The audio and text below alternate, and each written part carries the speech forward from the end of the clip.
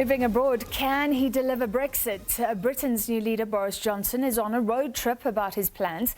His predecessor, Theresa May, of course, negotiated a divorce deal for the UK to get out of the EU, but failed to get that through Parliament. Johnson has said he would like to renegotiate a deal, but Britain is leaving the EU later this year when a new deadline kicks in, with or without a deal, he says. Our correspondent, Holly Hudson, now joins us from London. So, Holly, the Prime Minister in Northern Ireland today. Tell us about his reception overall. Yes, well, he was booed in the Scottish capital of Edinburgh, booed in the Welsh capital of Cardiff, and now he faced more protesters in the Northern Irish capital of Belfast today. But it's not just the public that are angry at Boris Johnson's Brexit plans, it's politicians too. His sort of do-or-die pledge, this no ifs or buts, we're leaving on the 31st of October, really has served to sort of frighten and frustrate politicians in these devolved nations. And that's really become apparent on this tour, his first tour of the countries in the United Kingdom since becoming Prime Minister. So we heard Scottish First Minister Nicola Sturgeon on Monday saying that Boris Johnson was leading us on an inevitable path to a no deal, and that was dangerous. The Welsh First Minister, Mark Drakeford, saying it would be catastrophic for the country if we were to crash out, and now multiple parties in Northern Ireland referring to a no deal as damaging. And we've heard from several of those parties today discussing how damaging they think that no deal would be. Now, Boris Johnson was in the Northern Irish capital to try and restore the devolved government there. The power sharing agreement that was set up collapsed 2 years ago following disagreements between the Irish nationalists parties and the pro-unionist party. So he was there to sort of try and restore that government. Different opinions on how those talks went depending on who you talk to. Boris Johnson says they were constructive.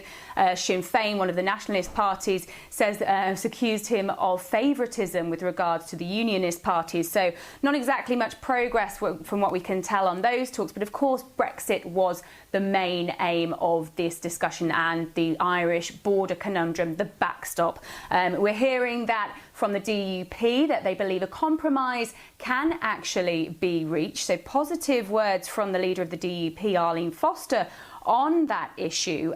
The Irish backstop, of course, is what essentially brought Theresa May's withdrawal deal down in Parliament. Boris Johnson saying that if the EU don't scrap this, then we will leave without a deal. But whether he will agree to a time limit on this backstop, and the backstop is this sort of guarantee of no hard border between Ireland in the EU and the UK and Northern Ireland, which is in the UK, were an agreement not to be reached. So a lot of contentious issues to deal with for the Prime Minister today in Northern Ireland.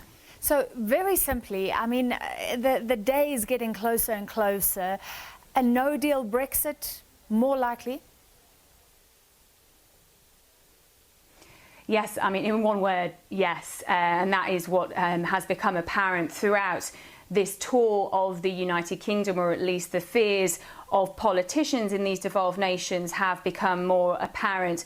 Boris Johnson himself saying that standing firm on this red line as such on the Northern Irish backstop, saying the EU have to scrap it, and signs today that he really isn't relinquishing on that, with the fact that he sent his new chief negotiator to the EU, David Frost, has arrived in Brussels, supposedly with the message that unless the EU scrap the backstop, then we will leave without a deal. But obviously this all hinges on exactly how the EU are going to receive that message. From what we can understand, Guy Verhofstadt, one of the EU's negotiators last week when Boris Johnson became PM, said threatening no deal is irresponsible. They're not really going to budge, it seems, on their stance that the withdrawal deal that has been agreed is the only one on the table. But from Boris Johnson's side of things, from the new administration side of things, we're really seeing that no deal is a real option. Michael Gove, the person who has been installed to sort of look after no deal preparations, saying they're working on that assumption.